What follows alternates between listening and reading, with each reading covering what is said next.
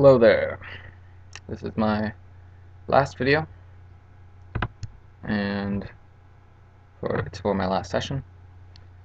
Rasselas, Prince of Abyssinia, and yeah, I really enjoyed this book. It's kind of a refreshing breath of air to get back to a novel that we haven't done novels in a long time. We haven't done fiction at all in a long time, and I think it's actually the first novel we've read. So yeah, very pleasant, even though it is kind of a depressing book. Yeah, so of course, core idea, which I think it seems like really obvious, but I think I can nuance it maybe. Happiness cannot be got on earth. There's no happiness on earth. This comes from multiple assertions that are made. It says happiness must be stable, and you must know that you're happy. You can't just kind of assume that you're happy or just think you're happy. You have to know you're happy, and happiness must be stable. But man is mortal. Man can't last. Man dies. So there's no happiness. So he keeps scouring the earth, looking at everyone. It says, "Are you happy?" And that person says, "No, I'm not happy." They might have been happy before he asked them if they were happy. Happiness seems to be like an emotion that flees before reason. That flees especially before doubt. So yeah, no one is happy on earth. The choice of life, you can choose between various entertainments, but none of those entertainments will bring satisfaction of lasting sort. They'll only bring a momentary distraction from your boredom, your unhappiness. The text definitely links boredom and unhappiness, I think. And I don't know if that's right to do. I think boredom can be conquered, but I guess, I don't know, probably you can't be happy if you're bored. That's probably true. But the cure to boredom isn't entertainment. The cure to boredom is something like passion, probably just love, actually. Love for God, love for the kingdom, love for fellow man. But anyway, that's not the course that they take. They never really look at like the philanthropist. Is the philanthropist happy? Is the charitable man happy? Is the priest happy?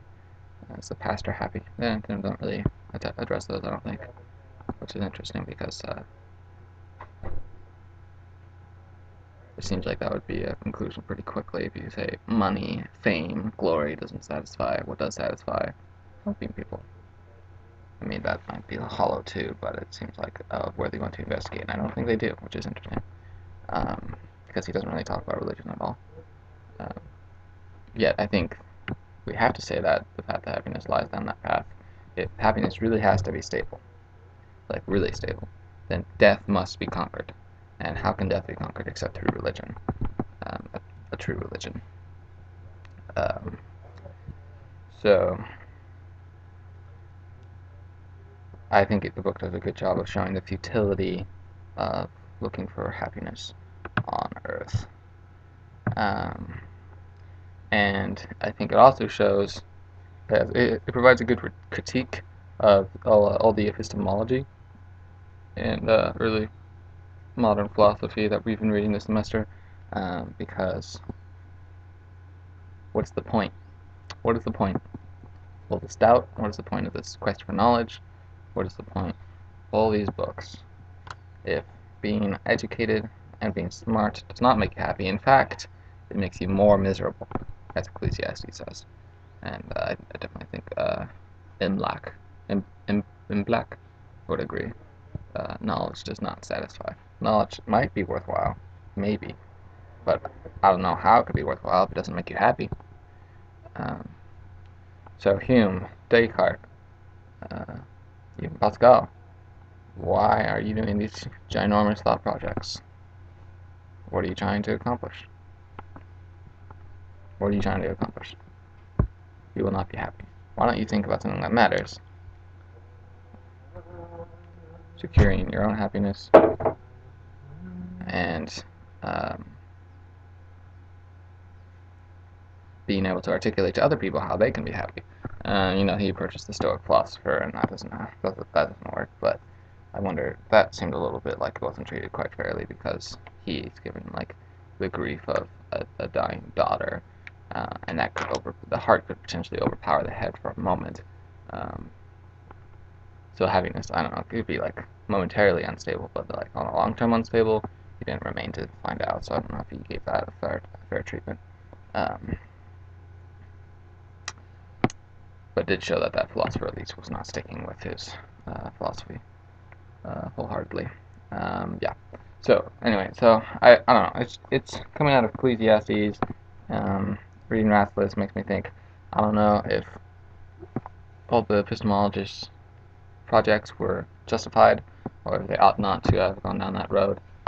I do still think that they were motivated a lot by pride, and that they're trying to get what only belongs to God, and that they're trying to satisfy themselves with this beyond doubt kind of certainty, but that's not what man is supposed to be satisfied with. Man shouldn't live on bread alone, neither should he live on certain knowledge alone.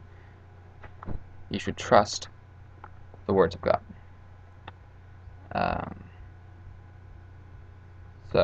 And that, of course, I already said, is not addressed in the book.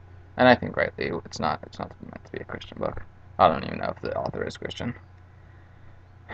Yeah, so there's some synthesis for you. And I'm glad they end the semester with this book. I think it's pretty fitting.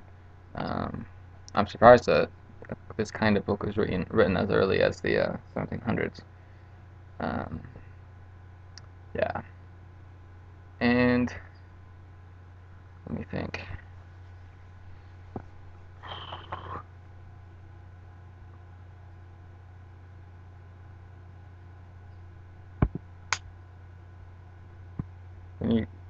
When you search for happiness, when you make happiness the thing you're searching for,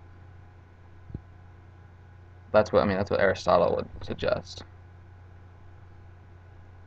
But I remember Mr. Gehrig was talking about in his I think his second term paper, happiness isn't your ultimate goal. The ultimate goal is God or something. I don't remember what the ultimate goal was for on his view, but probably God, and that gives you happiness. And so you're not really seeking happiness, although what you are seeking gives you happiness. I think that would be more along the lines of Aquinas. Yeah, so explicitly looking for happiness never seems to work out for anybody.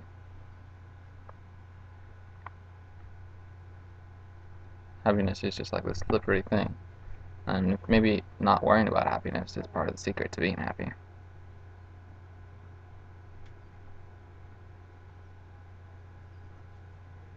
So, I don't know.